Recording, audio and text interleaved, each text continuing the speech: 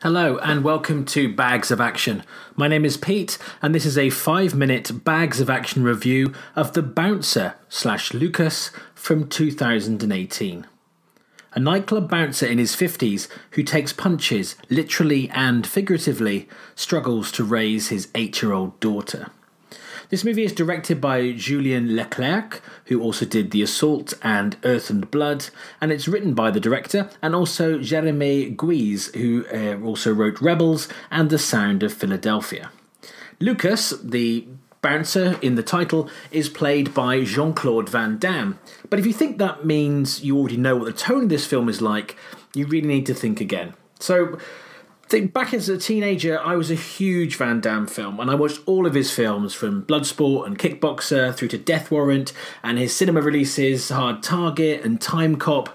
These days, I pick and choose which of his films to watch. I'm not the completist I was in my younger days, but this one interested me a lot more than most of the other movies he's been doing. This is a Belgian film, made in Van Damme's home country with a local cast whose names I won't butcher, and with the dialogue shifting from French to English throughout the film, with obviously subtitles when you need it. Now, the closest I can think tonally to this film within Van Damme's back catalogue would be another Belgian production, JCVD, or a recent film I saw called We Die Young.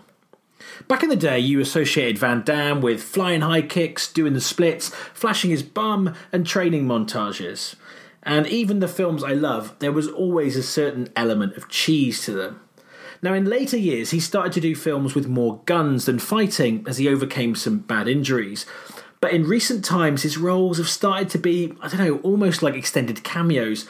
Not quite to the extent of what Bruce Willis is happy to do for money, but not that far off. But this is different. This is a proper drama, a really gripping dark thriller. It's well shot and actually had a cinema release, unlike most of his other recent work. And it just feels different. It doesn't feel like a super low budget movie. Now, I've always said he's a far better actor than most people give him credit for. JCVD and even things as far back as Nowhere to Run, to me, showed that he had more range. But as he gets older, it's good that he can move away from just being a charmer and actually show a bit more depth. This movie has lots of continuous shots, lots of kind of one-take tracking shots, now moving over his shoulder as he walks around, looking for people and getting to some seriously brutal fights. Now, I won't say much about the plot, as it's far less predictable than most Hollywood movies, especially ones he's known for, but there's so much to love about this movie. The fights may not feature spinning roundhouse kicks, but they do show off his skills, and it's pretty relentless. His performance is really understated. He just wants to get things done and he gives little away. That works really well here. I mean, almost imagine kind of a Man with No Name kind of feel, but as a modern day movie set in Europe about a guy who just wants to protect his child. This film needs to be seen by more people. I think in this day and age, if it had been a TV show, like the missed opportunity that was Jean-Claude Van Johnson, then I think this would have made quite a mark. It's not earth-shattering, that's true, but it does sit alongside films like Extraction and Bushwick as movies that are doing something a bit different within the action genre. These kind of continuous shots and the quality acting and the good cinematography really make this something special. Now, with all things considered, I hope Van Damme signs up for more of these kind of movies, as he's showing he's far more capable of carrying a movie than people may think these days, and he also can still fight his way out of a room full of people, and in a modern context where it isn't just queuing up to fight one at a time. This isn't like that at all. Now, I can't quite give this film 4 bags, but I don't know. I mean, what I do like about this film, at times a little bit feels like you're moving scene to scene with very little explanation in between, but the more I've thought about it, the filmmakers, I think what they want you to do is to discover things as Lukas does, the bouncer of the title.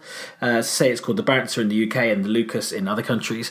So it kind of is a good thing, the fact you're kind of following him on these long continuous takes and you're kind of over his shoulder. In a way, you're stumbling across things as he is, which is what makes it so visceral, makes it so powerful. But it's tough with no half bags. I don't think I can quite give this 4 bags. It's not quite that good, but I'll give it a very strong 3 bags of action, and I would definitely recommend it. go into this film with an open mind, particularly if you haven't liked Van Damme stuff in the past, and do see it. So have you seen The Bouncer, /Lucas? Do you agree with my assessment of it? Feel free to comment below or get in touch with us via email, Facebook, or over on Twitter. We have new episodes come out weekly alongside our full-length podcast with my co-host. And don't forget to give us a like and to subscribe to our channel, and then hit that bell for notifications.